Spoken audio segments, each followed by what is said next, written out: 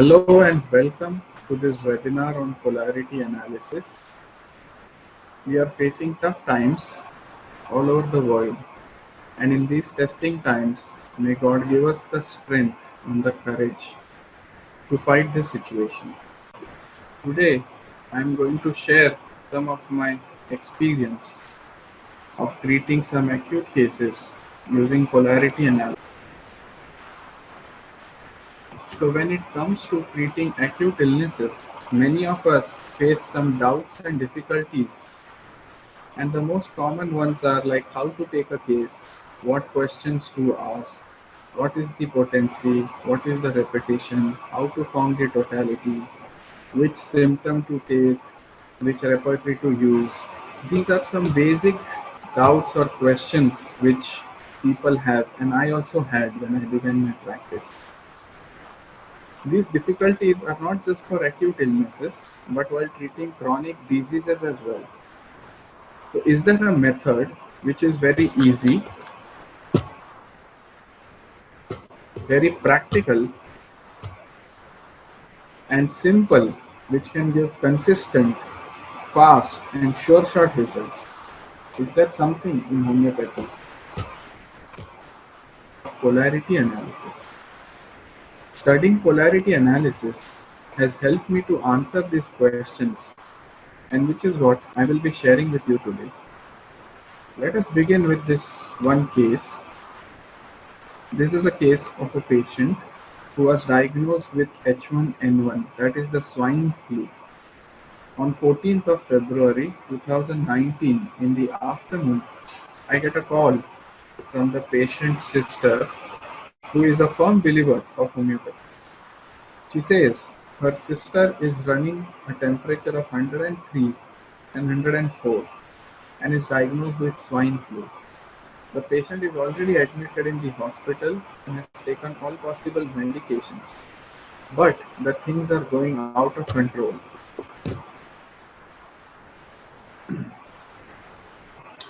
To make the matters worse, you see what the CT scan report says. It has bilateral pleural effusion and the consolidation of all the areas of the right lung. Almost the entire right lung is affected. The treating physician there advised her to shift her to a bigger hospital. And this caused panic in the family. And my patient calls me and asks if he can help her with homeopathy. Hearing this, I started to get palpitations and sweating of my palms and soles and trembling. This was more intense because the patient had more faith in me, and I felt a sense of pressure to perform and to live up to their expectations. This is what happens when we as beginners kind of come across some acute illnesses, and acute as severe as the one which we are discussing. A telephonic consultation was done with the patient on the same day. Her presenting complaint was cough and breathlessness. The modalities of this were as follows. She says that she has cough with some salty expectoration. The cough is worse in lying position. Walking a few steps or even talking was to increase her breathlessness, which I could make out during the consultation. The only position that helped her was when she used to lie on the left side. And being in a cold room or in a cold air aggravated her problem. There is associated backache too, which is worse on bending and better if someone presses the back. Since the problem started, she felt her appetite had gone down, her thirst had increased, and she had become more irritable. The symptoms were repertorized using Bonnie-Husson's therapeutic pocketbook. The approach used was Bonnie-Husson's generalization approach, and the software used was polarity analysis software by Dr. Heiner Preiser. And what does the software give us? Let's have a look. We put all the symptoms which the patient has mentioned. You see, better by lying on the left side, worse by in lying position, worse by walking, worse when she bends, better by pressure, worse by talking. Her appetite has gone down, her thirst has increased, cough is with expectoration, and it's a salty taste. She's become irritable and she cannot bear cold room.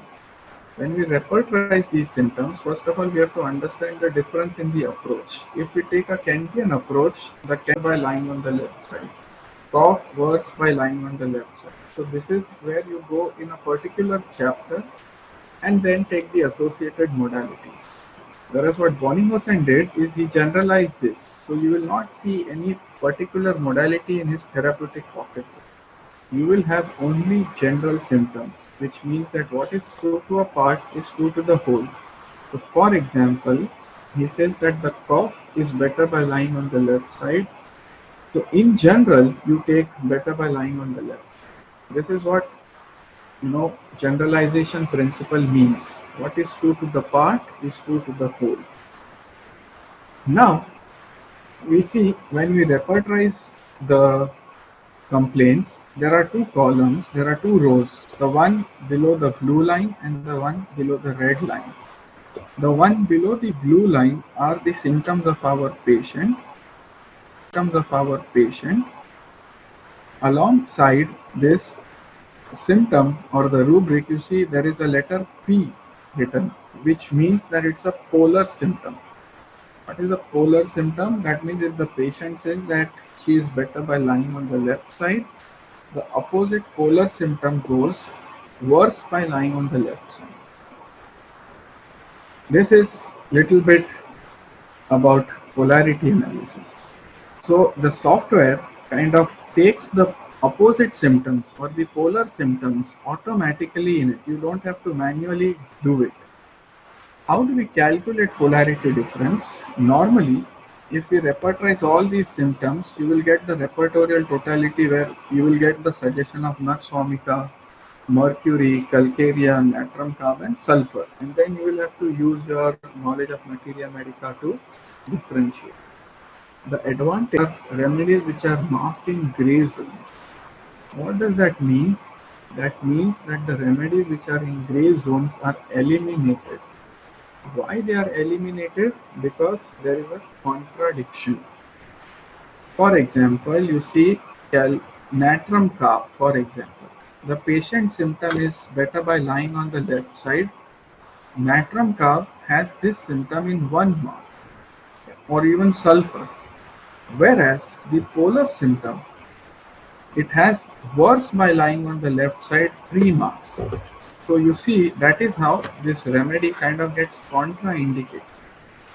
The aspect of why it gets contraindicated is also dependent upon the gradations of the rubrics and the remedies in therapeutic pocketbook, which is a matter of a little detailed discussion. But in short, if I have to explain through this case what advantages you have is one is it's very easy. Secondly, it kind of eliminates the remedies which are contraindicated. I'll give you a simple example.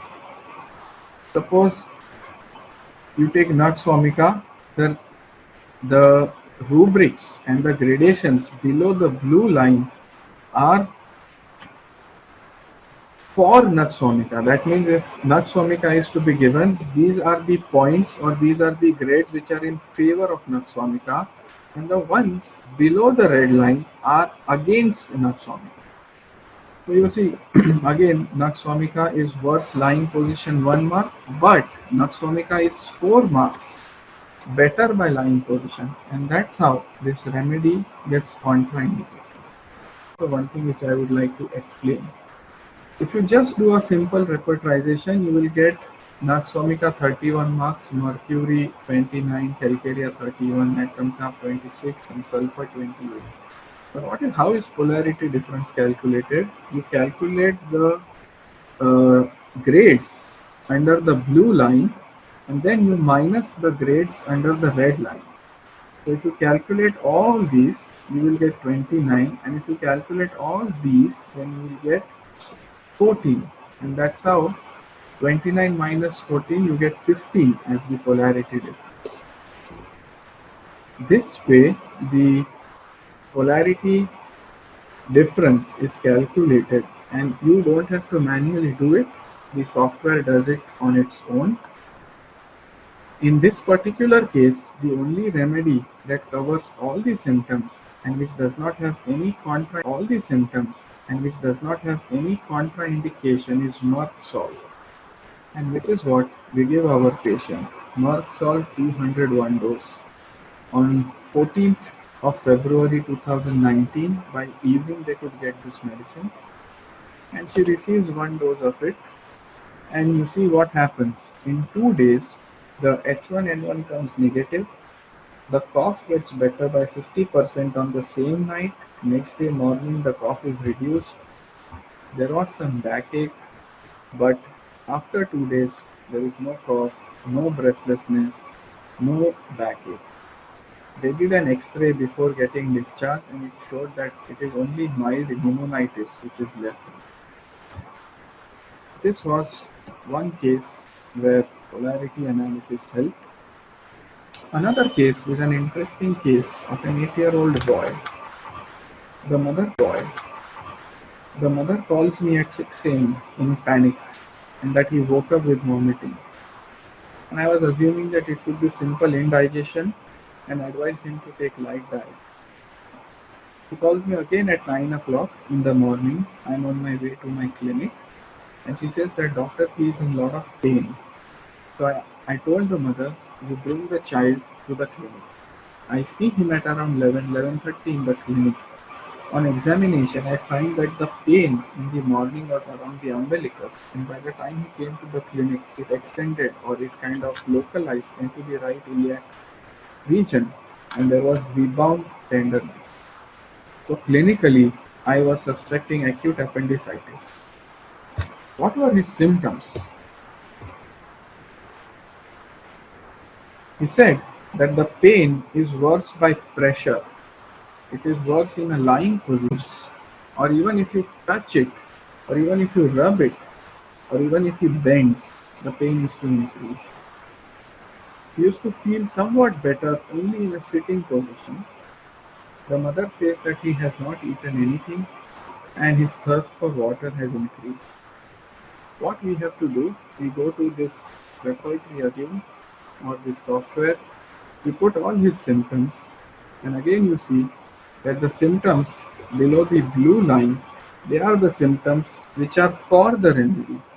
That means they are in favor of the remedy.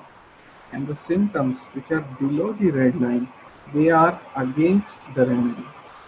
In this particular case, you see there are around 10 remedies which cover all the symptoms, but there are 7 remedies which are kind of eliminated because of these contraindications here. So we are left with only 3, that is silica, Leadenpal and Cupram. Because the polarity of silica is very high, which is 19 compared to Leaden which is 14, I decided to give him silica 201 dose.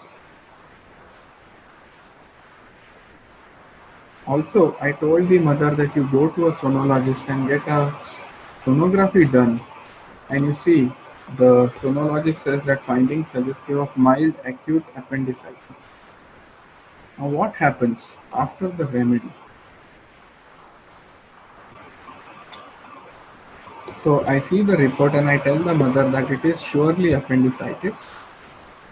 The mother says the pain is less. He had one dose, which is a good sign. So I saw him at around 11:30 and it is 5:44.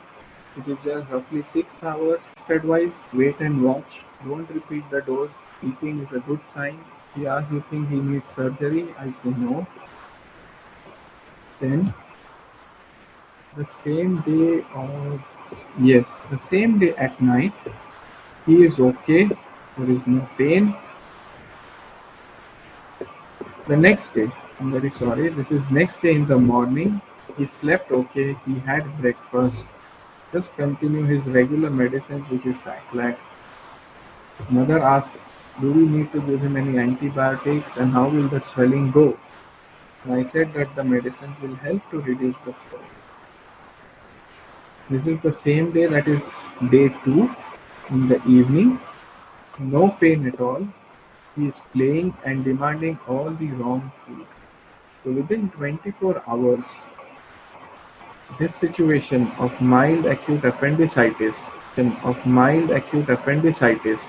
the investigation says it was mild, but if you really see the patient, the child was not even ready to move from his place.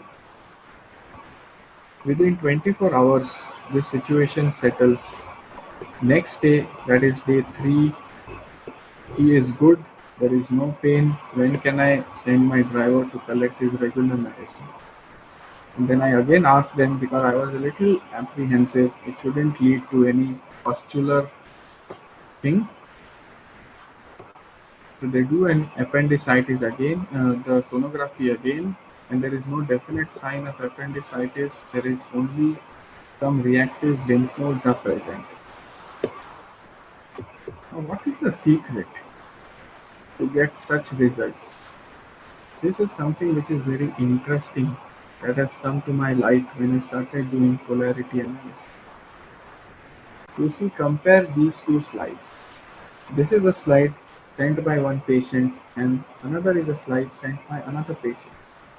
Now see how the parent describes the symptoms of the child. Her cough has increased, it has hard sound, it is more frequent, it is wet cough now. Now this kind of information is not going to help us. It's not going to help any homeopath, irrespective of what approach he uses. Whereas you see how this parent describes: pressure hurts, light and heat make it worse, anything cool makes it better, appetite thirst are fine, lying on the left side is better, right side is worse, lying on the back is the best, drinking something cold makes her feel better, sitting or standing after lying makes it worse. Dizziness occurs when it is bending, it is worse. Now compare these two slides and see how clearly and accurately the parent is describing the complaint. When patients are educated to observe their symptoms and give us accurate information about the location, sensation, modality, concomitant, then the chances of getting such miracles in homeopathy and quickly are very, very high. And this is what been my experience. That is why I always feel that patient education is very important. It is important that we inform or educate what patients need to observe. In our literature, in the organon, it is clearly mentioned that a symptom is any deviation from a healthy state which is marked by the patient, marked those around him, felt by the patient, and observed by the physician. For example, if a patient has a headache, then he has to observe where is the pain, what is the type of the pain, what is making it better, what is making it worse. All these things we have to educate our patients, because that is the secret. The more educated they are about informing the right symptoms about their state, the higher is the chance of success. I've always felt that the accuracy of description of symptoms is directly proportional to the selection of the right remedy of the patient. If the patient wants the right remedy, we have to make sure that they give us the right symptoms. Normally what happens, patient comes to a doctor and says, when you go to a homeopath, just telling that you have a headache is not sufficient. Patient needs to reflect on these symptoms, note what makes it better and worse, and he has to observe whether by touch, by pressure, by rubbing, by eating, by drinking, by sitting, by standing, by bending, by shaking the head, by closing eyes, opening eyes, by having cold food or warm food, his complaints are getting better or worse. And after a careful thought, he has to report these findings to his homeopath. This will make a huge difference in finding the remedy. Now, to make things easy, I have made a chart for the patients, which can be used by homeopaths as well, of some very important modalities which the patients have to observe before they see a homeopath. And mark those factors. Remember, they have to mark only those factors which improve or worsen their current problems. Many patients make a mistake of marking all the symptoms which are there in the chart. Now, this is a disaster. This is totally wrong. This is not what we want. For example, there is an option which says open air better. They mark open air better. Then the patient brings this chart to me and I ask, does the open air improve your problem? He says, no, my problem is not better, but I feel better. Now, this is not what we want. We want to know the factors in this chart which have a direct effect on their existing problem.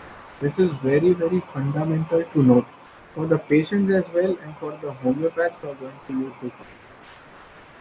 They have to be very clear as to what particular modality they have to be very clear as to what particular modality has a specific effect on their problem. Because open air better is not a symptom at all. What is a symptom? A symptom is one which is either improved or worsened by factors which are mentioned in this chart.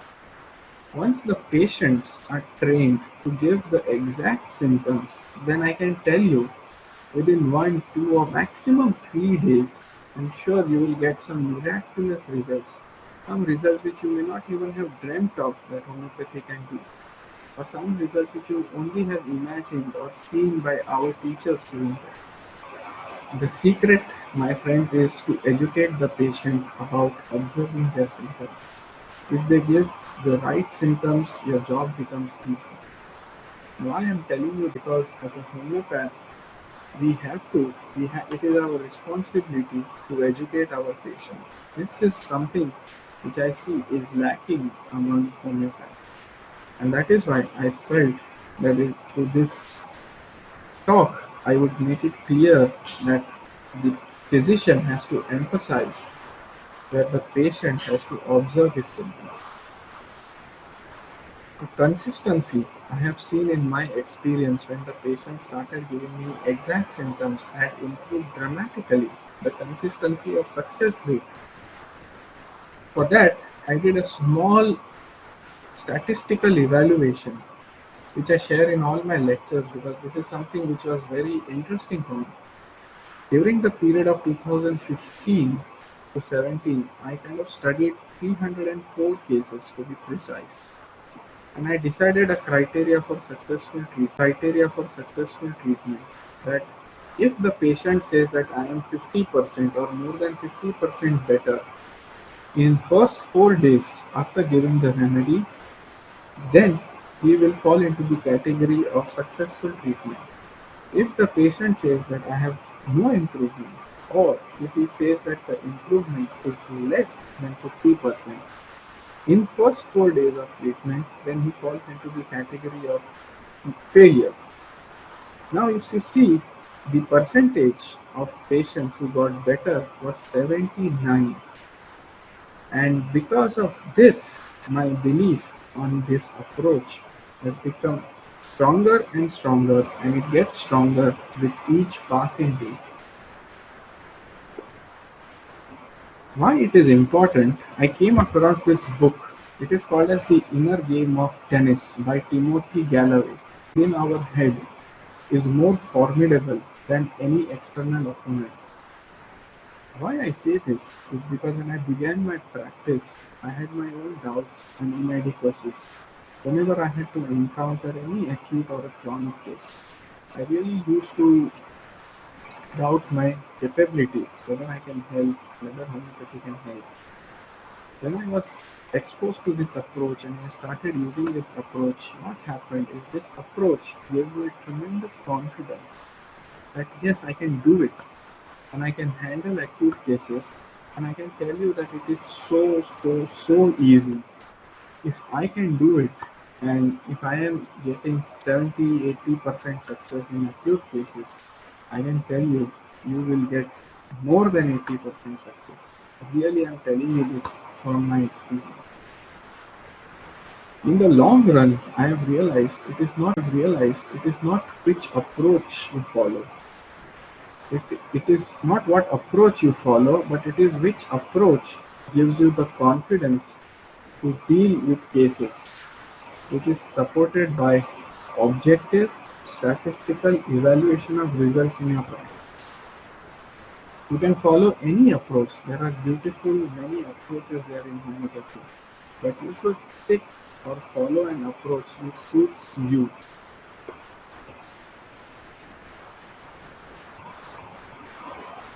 There are many beautiful approaches available in homeopathy, as I said, and all approaches are wonderful and all approaches give fantastic results. This approach of polarity analysis is an approach which suits my type of practice, my type of temperament. And since I had the fortune and luxury to learn directly as clinic in Switzerland, I wish to share this system with the homeopathic community. There will be a series of recorded webinars on polarity analysis. There will be 4 webinars. First will be on the basics, second will be on basics of polarity analysis, second on acute cases with polarity analysis, third will be question answers, fourth will be chronic cases and difficult cases, which will be followed by live one-on-one interaction. I will be present for an hour for question answers, and this series of webinars will tell you different aspects which are involved in polarity analysis. For example, right now I just spoke about how to calculate a polarity difference, or about little bit about contradiction of a remedy. But how this contradiction has come, from where it has come, gradation of the remedies, why it is important, how did Bunsen give gradation to the remedies, what he called as a genus of remedies. All this has been explained in detail in this recorded webinar, and it will be there somewhere in the month of June or July. You can get in touch with the Everform Academy and the people in charge there about the academic curriculum will give you all the details. Till then, I wish you all the best. Stay safe, stay home, and see you soon. Thank you for your time and attention.